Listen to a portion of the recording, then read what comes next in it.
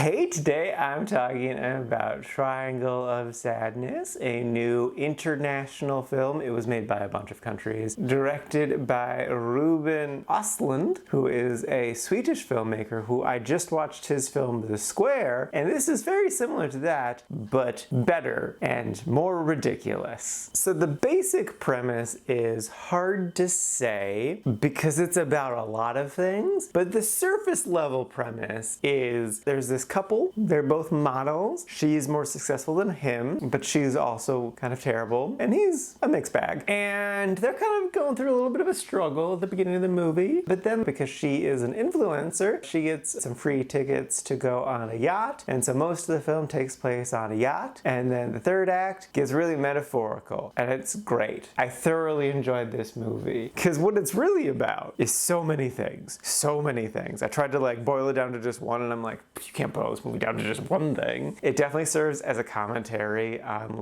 the worthlessness of capitalists, their terribleness, and it's also just about the absurdity of the rich in general. There is a long segment that is literally just a Russian capitalist in a drunken argument with Woody Harrelson, who is a socialist Marxist. That whole discussion is just fantastic, and it's also a commentary on influencers, but in a very nuanced way. I was actually very happy with how they treated that. And it also talks about the patriarchy versus the matriarchy. It's just, there's so much.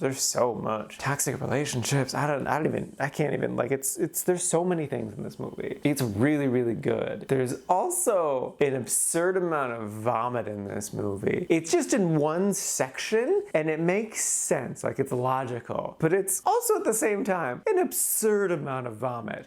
Also a bit of diarrhea.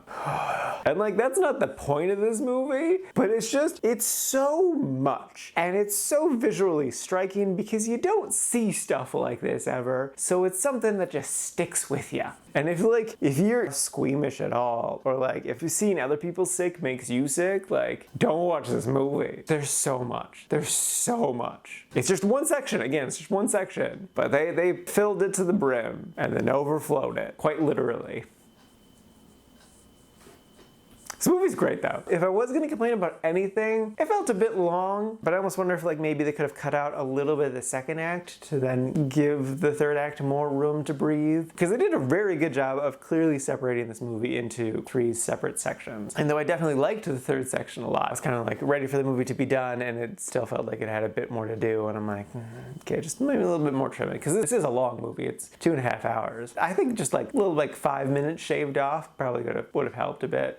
It could have even been a little mini series, and that would have been fine, if I'm being honest. That might have actually helped it a little bit too, because it could have given more room to breathe. But yeah, it's great. I would cautionally recommend it just because it's a big boy, 2.5 hours, and it's metaphorical and deep, and it's about so many things. You can definitely understand it on just a surface level and be fine with that. But you might get a little frustrated if you don't get some of the more deeper stuff. It's great though. And now for my ranking. I put this at number 18 in the really like section. And this is out of a total of 58 new movies so far this year.